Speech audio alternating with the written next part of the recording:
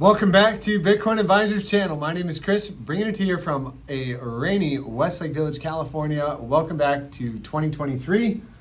And yes, we're going to jump into some Bitcoin price action. Hope everybody had a happy new year, and just wanted to touch up on some of the macro trends we had been discussing. The idea of we're still in a bear market, and bear markets have two phases. The first phase is the liquidity cycle downturn, fiscal tightening, higher rates, Fed unloading the balance sheet. And yes, I thought I'd wait till 2 p.m. Eastern today to kind of get the FOMC minutes. And what did it say? You know, the key takeaways from the FOMC minutes today was jobs. The Fed is concerned that the labor market is still too hot and there is a threat of a wage price spiral. The peak terminal rate is supposed to be 5.13, so that came out a little bit higher. And some are saying that, hey, the FOMC minutes were a little bit more on the hawkish side than the dovish side, and that was how I interpreted it. So not too much there, but so the first is the fiscal tightening, higher rates, Fed unloading the balance sheet. And from what I understood from the minutes, that the unloading of the balance sheet has been going fairly smoothly, so there wasn't much mention of it in the minutes. The second phase of this liquidity cycle downturn, well, that is when the markets begin to price in the recession. So, you know, from all indicators out there, we're going to get a recession at some point. And what's important about this recession is whether it coincides with a credit crisis in the bond market. So we expect these two phases of the liquidity downturn to come. What matters most is if the recession is coming along the credit crisis. So now that all that's said, the macro outlook, let's touch on the dollar here, which we are going to follow up from last week, saying, hey, look, the dollar is probably likely to put in a bit of a bounce from this level. The question is, how high does that bounce come? A couple reasons why. Well, we are basically bouncing off the green 55 weekly on the weekly time frame. That is the 55 exponential moving average. Two, you're going to have several drives of hidden bullish divergence on the daily time frame, where prices are making lower lows and the RSI is making, price is making higher lows, RSI is making lower lows, going back from this point, multiple drives. So I'm still leaning with that against popular belief, is that the dollar is going to put in some kind of a bounce here, and that's going to be negative for risk assets on the first pass. And so what have I been looking at is the idea of Bitcoin doing a little bit something like this. If I had to draw a squiggly line and put an idea on it, it's something like this. You know, we come up, touch the green 55, come down, test the lows out at some point, and then put in the big rally somewhere in this region, coming up with that 200 exponential. On the first pass, it is usually a sell, and then we will judge it from there. But as far as I can tell here, you can even see on the daily time frame, the downtrend is still in place. We've got lower highs, lower lows on the daily time frame. So don't fight the daily downtrend. Doesn't mean you can't get a little bit of a rally. So again, if the dollar does get hit here, we start by closing a daily above 105. That very likely will put Bitcoin, down around the market lows. And if we are going to make a stab lower on the daily time frame, my next target down is around 14.75. So that could be considered, that would be a break of the lows. That's making new lows. And from what I'm gathering here, look at this on the daily time frame. Stokes are crossed up. Volatility is just beginning to expand. If it does get above 20 percentile, then I would consider the move in play, and you would have from the low to the high an expectation of a rise of about 20%. That's the average increase on a daily volatility play. So give or take a few points, close enough is close enough, but from the low to the high, what would 20% look like? 20% would take us up, somewhere in line with that purple 200 exponential, right around this level at $20,000, and that is going to be, a pretty important pivot right here at 21.5. As long as we were below there, still more downside displeasures, and I would suspect that'd be the case. And now let me give you the bull case. On the other side here is this scenario. This is the bull case for a short-term rally in the first quarter for Bitcoin. The dollar comes up, makes a lower high here at about 110, and proceeds down to my real target of about 99.40 on the dollar. Somewhere in this zone right here. And as the dollar declines down here, you could see some real bear market rally, 20-40%. I mean, it's not out of the cards by any means if the stock market wants to get going. And, some of these big tech stocks like Tesla, which really got creamed here. I mean, look at Tesla. Some of these stocks are off, significantly from the highs. 74% on Mr. Tesla. So, Bitcoin is a higher beta tech stock, probably going to do whatever the S&P and the Nasdaq does. So I guess we should check in there. And I think, we hit our target, we retested the lows. So the question is, bounce here or not?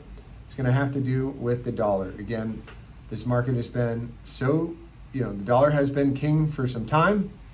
When the dollar goes down, risk assets typically go up, and when the dollar goes up, typically risk assets go down. So what you've noticed here is, even though the dollar has gone down significantly, we haven't recovered much of the gains in the Nasdaq. The Dow recovered more than half the losses, I believe. So it was down 22%. Now we're only down 9% on the Dow. And the S&P is actually down, still down 19% from the highs. So what is the definition of a recession? You get 2 negative quarters of GDP and the stock market down 20%. We already got that last year. And then Joe Biden somehow said, oh, we're not really in a recession. Everything's okay. More like Jerome Powell. He seems to be running the country a bit more than Joe Biden these days. Jerome Powell, I mean, what the Fed says rules the market. And I think right now, even though, it was a little bit of a bearish morning, and, you had Michael Burry put out a funny tweet about Nancy Pelosi. Net worth just passed $100 million, profited millions. Wow, perfectly timed trades. Speaking of perfectly timed trades, Burry just put out something pretty bearish just a couple days ago. I'm trying to find it here. Nope, I can't find it here. Recent tweets and replies. Yeah, Michael Burry, pretty smart guy, short the market in 2008, made a ton of money, and he just put out an outlook and said, okay, so this was on December 28th, just before the new year. We're looking for an earnings recession that could be as big of a surprise to the market as it was in 2008. Remember when Burry said the same thing back in July. Okay, so that's Michael Burry's stock tracker. That's not actually his account. But that's essentially what he was saying, is the Fed may be too not firm enough, that inflation might come back with a vengeance, and when it's they start to price in earnings, it's it's going to be a bloodbath in the stock market. So I forgot what he said, something like, you can't be too short right now. That's funny. This is his actual handle, Cassandra B. Can we get on that? Not the Bury Tracker. Cassandra B.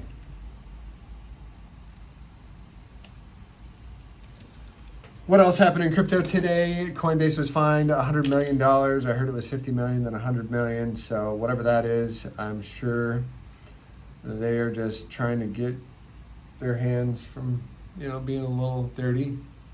And so Coinbase gets fined. We had the FOMC meeting, and I'm just trying to pull out those economic numbers for the JOLT status so we can all take a look here. I guess I'll have to pull it up myself.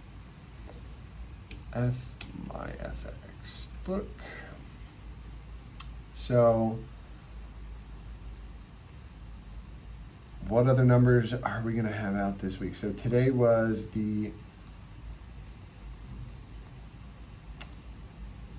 see here, today, JOLT. So job quits went from 4 million to 4.17, bullish for the dollar.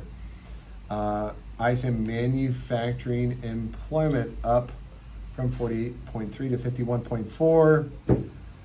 The real run ISM manufacturing PMI is it was a miss there. And then JOLTS job openings for November went from 10 million to 10.45 million. So the jobs number, the openings went up, which should be more bearish for the dollar. In my look, let's double check. It's the first day back in the saddle here, and after a long, nice vacation, it's good to be back. But as of the last business day of the month, United States job openings are defined as all positions that are open, not filed. Okay, a higher than expected figure should be seen as bullish for the US dollar. I was right. Okay, the brain still works. So again, overall, here's what I'm keeping an eye out on. It does look like we're probably going to get a bounce out of stocks, actually. Slight bounce here as the dollar putting a little bit of a hammer in, and this is an indecision candle. Could be, usually that is more of a bearish candle, to be fair. But if we get any kind of a tick above here, I'm going to expect a run at 105.69. All right, let's check in on Bitcoin on the daily time frame. What is brewing? Again, the daily volatility signature, the 2-day volatility signature will cross up above 17,000. So still pointed to the downside on spot price action. And then we've got the 2-day just crossed up, but we'll cross down today again below 17,000 bucks. So a lot of things hinged upon $17,000 right now.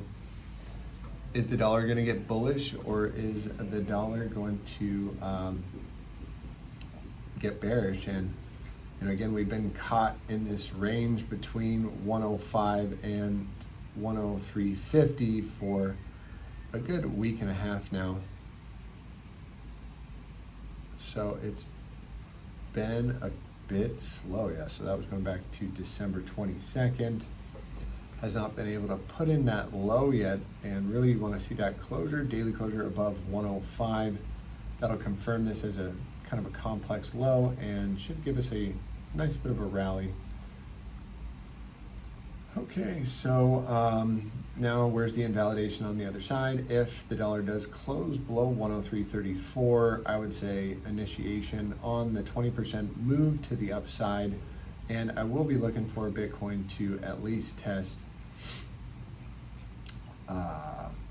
again this region going in right here at about 21.5. So when will we see this move initiated? Again, when volatility gets above 20 percentile, I'll mark it off right here.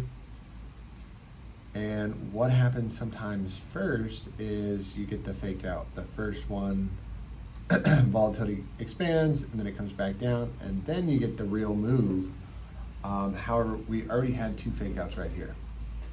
I would definitely say that was 2 fake outs because we did not get a 20 percentile move. To be fair, low volatility and expansion. What kind of move did we get there? 11%. Yep. So full expansion, that's the thing you want to see right here. Here's an example of a fake out, right? It got above 20%, came back down, and then initiated the real move. And that was the real move. So seems like the real moves are all surrounded by economic data these days. So I'll be keeping an eye on that. I'll be bringing you some more crypto TA and news over the coming days and weeks. So make sure you like and subscribe, and we'll check back in with you in a couple days. Take care.